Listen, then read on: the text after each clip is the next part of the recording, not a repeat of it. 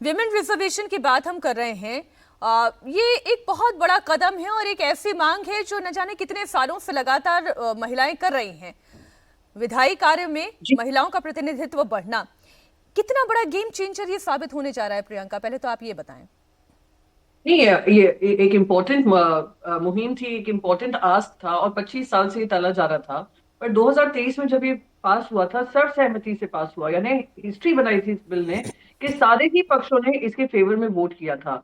पर हमारा बस एक दुख था कि उसका इमीडिएट इम्प्लीमेंटेशन होना चाहिए, पर उसको सेंसस और डिलिमिटेशन से जोड़ दिया था। बट आई थिंक, मैं I am a positive believer and I believe कि इतने संघर्ष के बाद अगर महिलाओं को अधिकार मिल रहा है लोकसभा में भी और आने वाले असेंबलीज में भी, तो एक बहुत इंपॉर्टेंट हिस्टोरिक मोमेंट है जहां पे महिलाओं का प्रतिनिधित्व बढ़ेगा और वो भी सरकार हो, विपक्ष हो, पॉलिसी मेकिंग हो, उसमें भागीदारी निभा पाएंगी।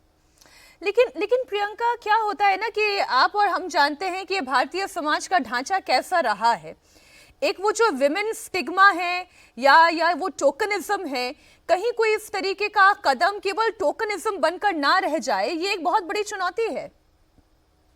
नहीं, बिल्कुल, ये हर राजनीतिक पक्ष को देखना पड़ेगा, अपनी जिम्मेदारी समझनी होगी कि ऐसी महिलाएं आए जो एक तो जो जैसे आप कह रही है टोकनिज्म ना हो। 33% तो होगा ही, और 33% में कैसी महिलाएं योगदान देंगी? वो आपकी कार्यकर्ता जो आपका झंडा लेकर गांव गांव घूमती है, गली गली घूमती है, वो इस हमेशा अपेक्षा में रहती है कि उनको भी कभी मौका मिलेगा। ये मौका देने का समय है। ये ना हो टोकनिज्म के माध्यम से कि परिवारों को हो या किसी जाने पहचाने इंसानों को हो या किसी को पैराशूट कर कर ले आए हों।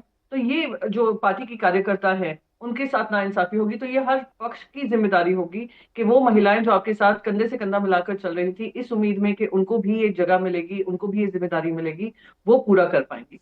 तो आपको ये लगता है कि जवाबदेही ज्यादा बढ़ेगी, अकाउंटेबिलिटी ज्यादा बढ़ेगी, पॉलिटिक्स में क्रेडिबिलिटी ज्यादा बढ़ेगी अगर महिलाओं का प्रतिनिधित्व इस तरह से बढ़ता है? नहीं, मैं क्रेडिबिलिटी से ज्यादा मैं मानती हूँ कि महिलाओं की आवाज होना बहुत इंपॉर्टेंट है। आप देख रही हैं कि महिला वोट बैंक कितनी इंपॉर्टेंट बन चुकी है हर राजनीतिक पक्ष के लिए। जो भी पॉलिसी इनिशिएटिव्स आ रहे हैं टारगेटेड टुवर्ड्स वुमेन, तो वो जानते हैं कि अभी जैसे हाल ही में चुनाव हुआ, 90% महिलाएं वोट करने आई हैं। साथ ही साथ 50% आबादी है, और हमारा रिप्रेजेंटेशन सिर्फ 14% हो पार्लियामेंट में। ये कितना शर्मनाक बात है। यानी जब पहला पार्लियामेंट हुआ था, इलेक्शन हुए थे, तो 5% था। होते होते सिर्फ इतने 7 दशकों में सिर्फ इतना ही है, 14%। और हम 50% आबादी हैं, हम 90% हमारी जो जिनके पास वोट का अधिकार है वो आकर वोट करती हैं, अपनी जिम्मेदारी मानती हैं। तो ये जिम्मेदारी क्यों नहीं संभाल सकती हैं कि देश की दशा और दिशा में वो भागीदारी लें? मैं अगर आपकी पार्टी की भी बात करूं, तो आपकी पार्टी महिलाओं को रिप्रेजेंटेशन देने में कितनी उत्सुक नजर आती है? इस बिल को लेकर आपकी पार्टी का स्टैंड क्या रहा है? कि हमारी पार्टी ने तो हमेशा ही कहा है कि हम लोग महिलाओं के साथ खड़े हैं, और महिलाओं की भागीदारी बढ़ाने के लिए हमने सबने उसके लिए वोट किया था। 2023 के जब वोटिंग हुई थी, बिल बिल पास हुआ था। और साथ ही साथ अगर आप लोकल बॉडीज में देखेंगे, हमारा जो पार्टी का नेतृत्व है 50% से ज्यादा महिलाओं को सीट देता है और कैंडिडेसी देता है।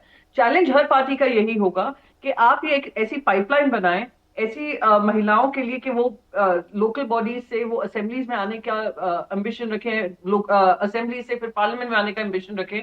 तो वो महिलाओं को ट्रेन करना, महिला एक इम्पोर्टेंट भाग निभा सके राजनीति में, वो इम्पोर्टेंट रहेगा। मेरी पार्टी तो हमेशा पक्षधार रही है कि महिलाओं की भागीदारी होनी चाहिए। इनफैक्ट वन्य हिंदू हृदय सम्राट बाला साहब ठाकरे जी का मानना था कि हर पक्ष के ऊपर ये जिम्मेदारी छोड़ दी, 33% उनको अपने कैंडिडेट्स देने ही हैं।